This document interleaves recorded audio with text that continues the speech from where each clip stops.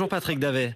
Oui, bonjour. Merci d'être avec nous en direct. Vous êtes vraiment pour le coup en première ligne face au plus gros de ces deux incendies, la Teste de Buch tout près de la dune du Pilat.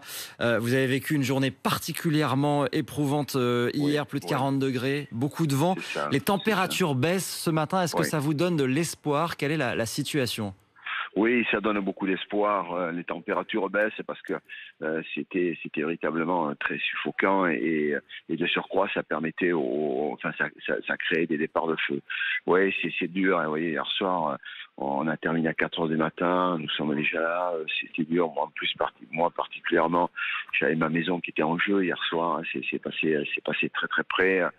Donc voilà, on est quand même dans une charge émotionnelle qui est très lourde. Alors, hier soir, il y avait énormément de monde là, qui était sur le qui-vive. On a reçu du renfort là durant la nuit, si bien que sur toute une ligne, nous, je l'ai vérifié puisque on m'a autorisé à aller voir. On avait une colonne de plus de 100 camions, donc tout le monde était prêt à faire.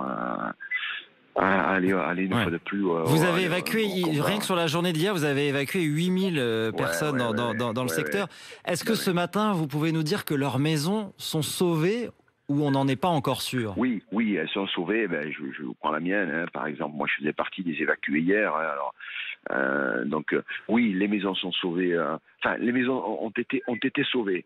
Aujourd'hui, il y a encore quelques difficultés, hein, puisqu'on est tout de même sur. Je rappelle, on est plus de 6000 hectares hein, qui ont été brûlés, parce que ça continue quand même. Hein, 6000 hectares qui ont été brûlés. Donc les maisons, pour l'instant, on n'en a aucune qui ont été brûlées. Aujourd'hui, évidemment, les combattants du feu là vont continuer à faire en sorte qu'il n'y en ait pas. On peut penser avec beaucoup d'espoir qu'il ne devrait pas y en avoir, mais ce n'est pas une science exacte que le feu. Le feu, c'est un ennemi qui essaie de vous doubler et de vous dépasser en permanence. Au-delà de ce qui est en train de se passer aujourd'hui, on entend beaucoup de critiques sur l'entretien de la forêt, végétation très dense, forêt à l'état brut, difficulté d'accès pour les pompiers. Il va falloir revoir des choses. De toute façon, il va falloir tout remettre à plat. Oui, je l'ai dit depuis le départ.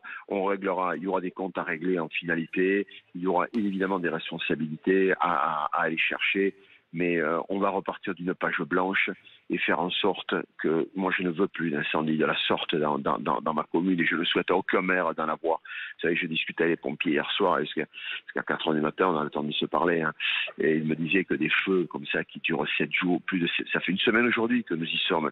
Et le coordinateur général qui sait de quoi il parle me disait mais jusqu'au mois d'octobre nous allons être là, c'est certain, parce qu'une fois que tout sera éteint, il va falloir être en surveillance permanente pour éviter que ça reparte. Il me dit nous serons là jusqu'au mois d'octobre. Alors évidemment pas avec le même effectif, mais en surveillance, il me dit jusqu'au mois d'octobre nous allons être là.